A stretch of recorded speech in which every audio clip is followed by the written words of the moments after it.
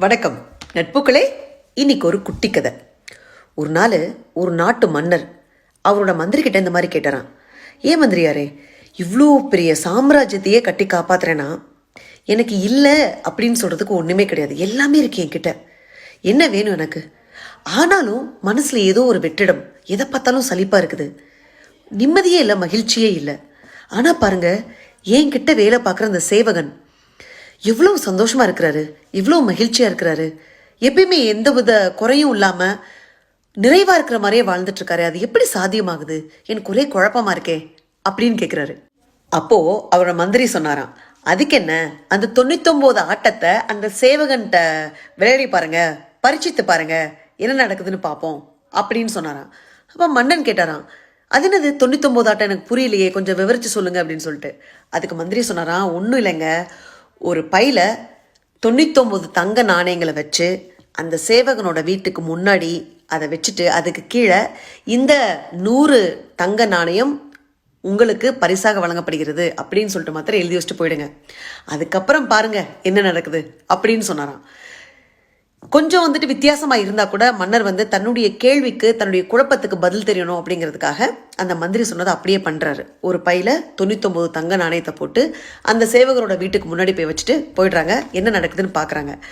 தன்னோட வீட்டுக்கு வெளியே பொற்காசுகள் நிறைந்த பணப்பைய பார்த்த இந்த சேவகனுக்கு தலகால் புரியல, ஆனந்தத்துல மிதக்கிறாரு.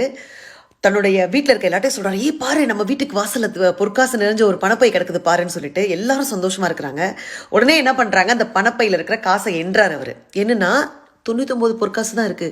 அடடா, ஒரு பொற்காசை காணமே, எங்கேயோ பக்கத்துல தான் வந்திருக்கும், தேடுவோம்னு சொல்லிட்டு வீட்டில் இருக்க எல்லாரையும் தேட வைக்கிறாரு. அவரும் விழுந்து விழுந்து தேடுறாரு, ஒரு பொற்காசு எங்கேயும் கிடைக்கல. உடனே சோகமாயிடுறாரு, என்ன பண்றதுன்னே தெரியல, சுத்தி சுத்தி பாக்குறாரு. அவருக்கு கோபம் வர ஆரம்பிக்குது, தான் வீட்டில் இருக்கவங்ககிட்ட கோவப்பட ஆரம்பிக்கிறாரு, எரிஞ்சு எரிஞ்சு விழுறாரு. அதாவது அவ்வளவு நாள் நிறைவா இருந்த அவர் மனசு ஆதங்கப்படுது, இப்ப கோவப்படுது, எரிச்சல் படுது, சோகமா இருக்கு. இதை கவனிக்கிறாரு மன்னர். அடுத்த நாள் காலையில எப்பயும் போல சேவகன் வேலைக்கு வர்றாரு அரண்மனைக்கு. ஆனா அவர்கிட்ட சில மாற்றங்கள் இருக்கு. என்னன்னா, எப்பயும் அழகா சிரிச்சுக்கிட்டே புன்முறுவலோட இருக்கிற அவரு எரிஞ்செரிஞ்சு விழுறாரு, சிடுமூஞ்சியா இருக்கிறாரு, அவரை நொந்துக்கிறாரு, என்னத்தையோ புலம்பிக்கிட்டே இருக்கிறாரு. இந்த மாற்றத்தை கவனிக்கிறாரு மன்னர். அப்பதான் அவருக்கு புரியுது 99 ஆட்டம்னா என்ன அப்படின்னு. அதாவது கடவுள் நமக்கு எவ்வளவோ சௌபாகியங்களை கொடுத்துருப்பாரு, பல அற்புதமான விஷயங்கள் நம்ம வாழ்க்கையில் நடந்திருக்கும், அதெல்லாம் நம்மளுக்கு பெருசாக தெரியாது. ஒரு விஷயம் கிடைக்காம போயிருக்கும் தெரியுமா, அதை பிடிச்சி வச்சுப்போம், ஐயோ எனக்கு அது கிடைக்கல அப்படின்னு சொல்லிட்டு இல்லாத மன வருத்தத்தை தேடி பிடிச்சி நம்ம மனசுக்குள்ள வச்சுப்போம். நிம்மதியை நம்ம நாமே இழந்துப்போம், மகிழ்ச்சியை நம்ம நாமே தொலைச்சுப்போம். ஆனால் மகிழ்ச்சியை தேடுவோம், மன நிம்மதியை தேடுவோம். இதைத்தான் திரும்ப திரும்ப பண்ணிக்கிட்டு இருக்கோம். ஆகவே நட்புகளே, நிம்மதிங்கிறது நம்ம மனசுக்குள்ள தான் இருக்கு. இருக்கிறத நினைச்சு நம்ம சந்தோஷப்பட்டோம்னு வச்சுக்கோங்களேன், நிம்மதி தானா சேரும்.